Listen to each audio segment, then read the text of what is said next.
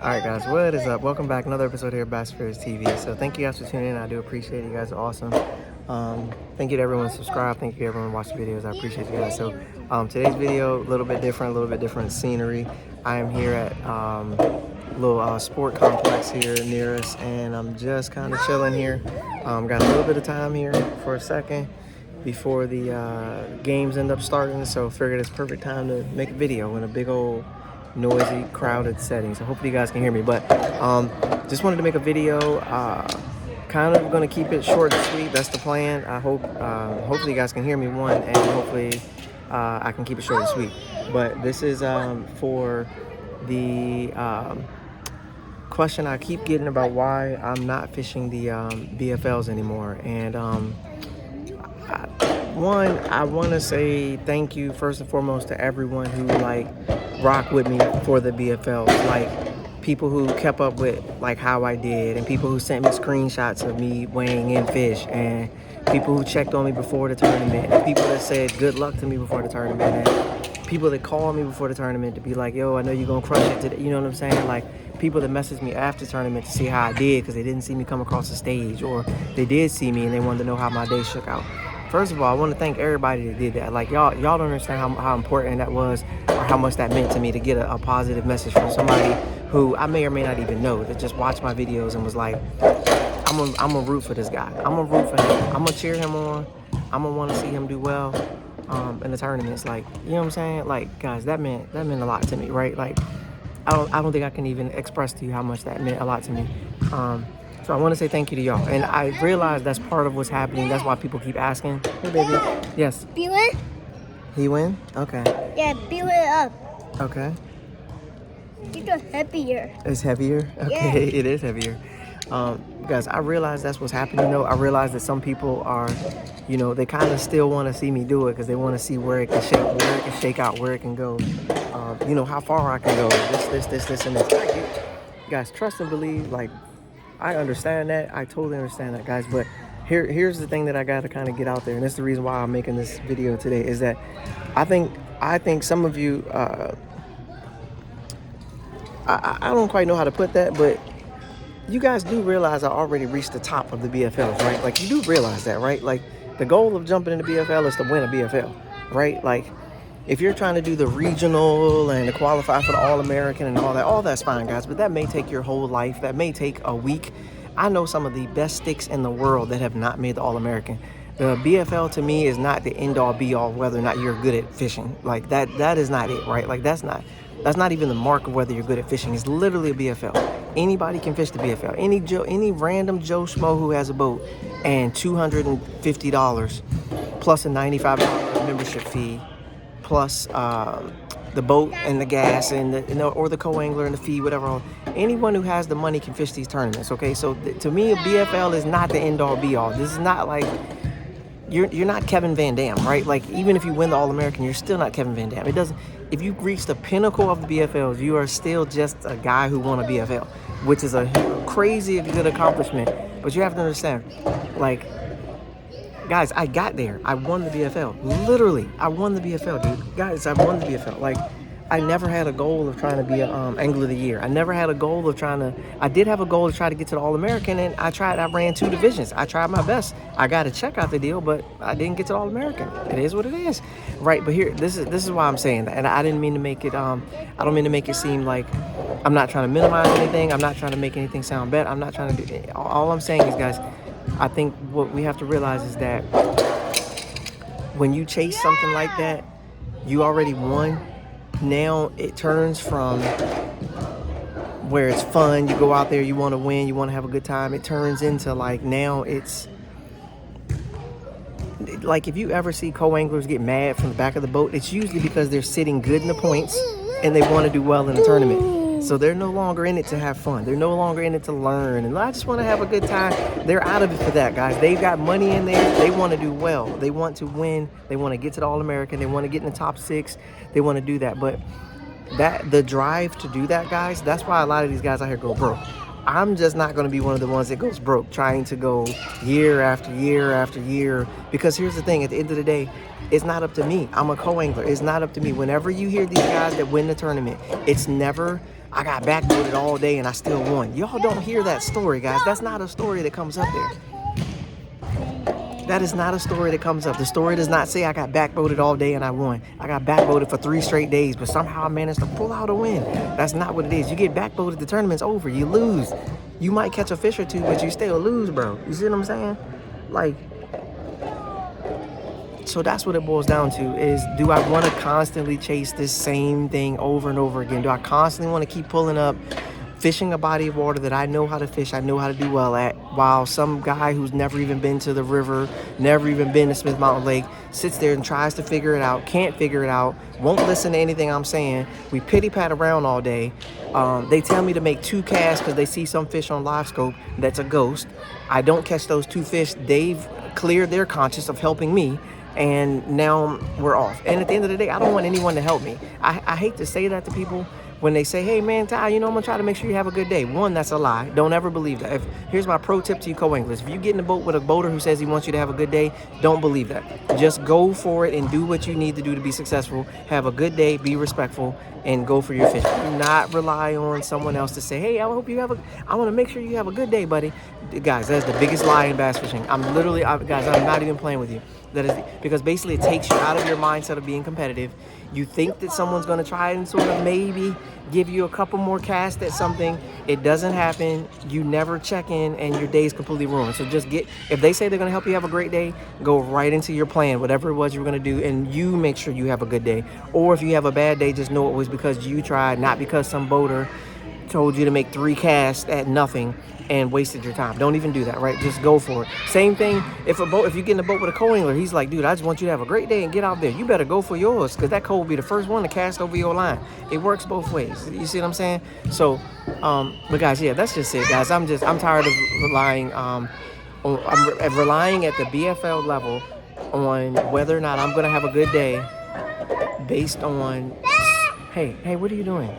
Based on whether or not someone else in someone else's boat. So then you have a guy that says, well, get your own boat. I don't want to. I just don't want to fish the trail anymore. See, that's where I catch y'all. That's where I catch y'all slipping. You say, just go get a boat. I just not going to fish the trail. It's really easy to me. I'm not going to lose any sleep over not fishing the BFLs. Only the reason why I'm making the video is because I keep getting asked.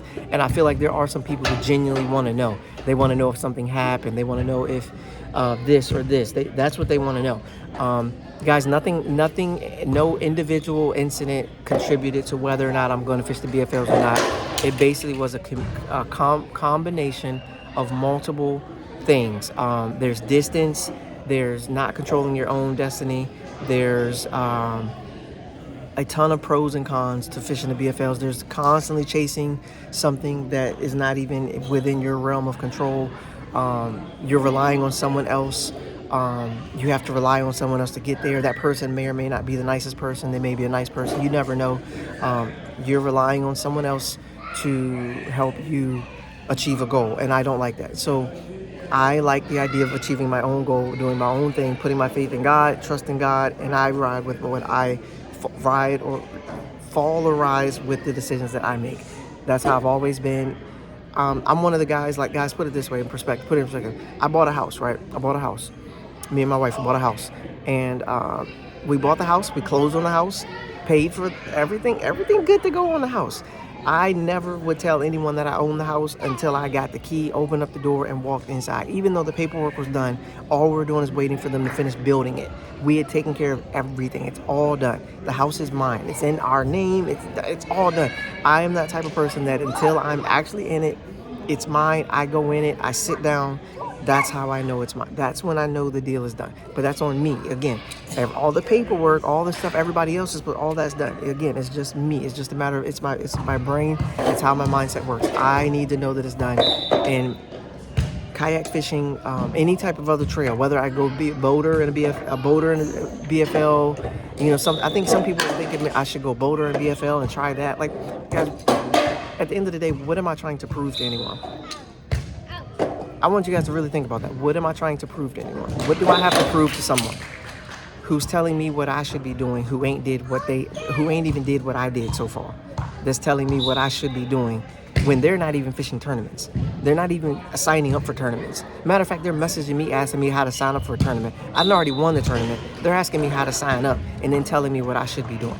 You understand? Like, that's why I say I got to get out the whole thing. Honestly, as much as I enjoy it, it is just the environment itself. It's gotten so like rich man, poor man kind of thing. It's like it's a mindset thing. And again, even when I mention that I'm not doing it, I got these people just come on, man. You gotta, it's like they're gonna measure whether or not I'm successful if I continue to fish the BFLs until I'm 58, 60, 93 years old. Like, that's going to be the measure of how Ty is successful, when Ty's already won a BFL. Ty already hopped in a BFL, demonstrated he could win a BFL, and then backed that up with a 3rd place and a 4th place in a BFL.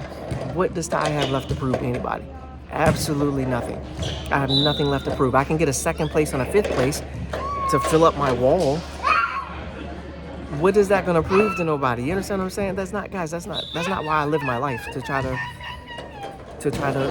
prove something to somebody or to make something. I do this because I want to do this. So I no longer want to do this. I'd rather go a different route with my career. And I found a journey that I think I can do really well on.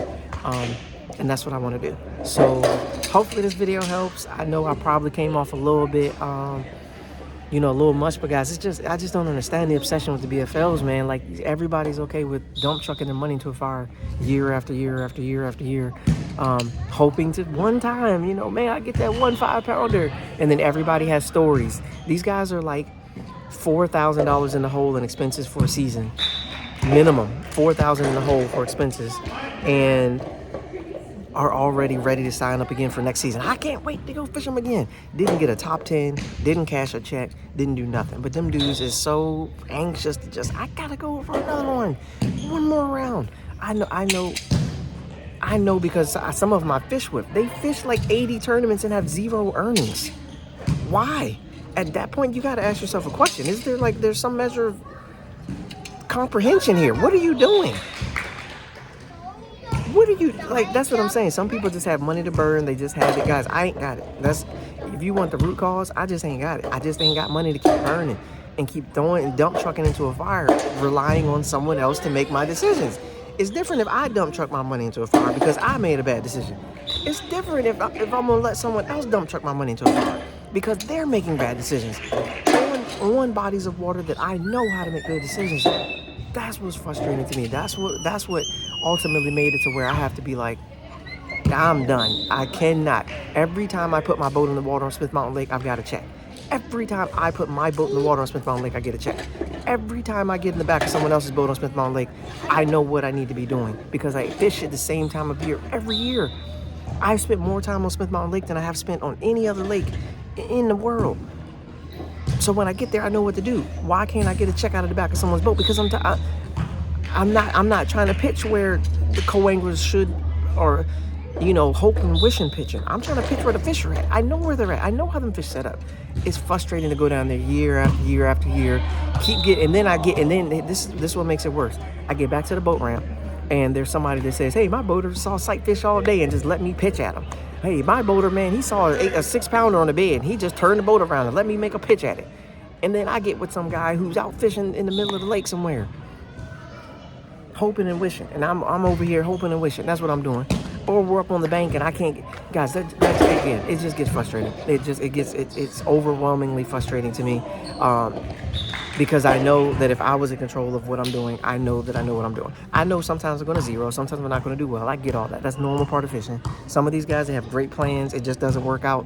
The problem I have is some of them never adapt. They never adapt throughout the day. They try the same thing over and over and over again throughout the day. It doesn't work. My style of fishing, I adapt. I try to make adjustments. That's just me. And like I said, I'm a rise and fall with my adjustments, what I do, where I go, what I'm trying to see, what I'm looking for.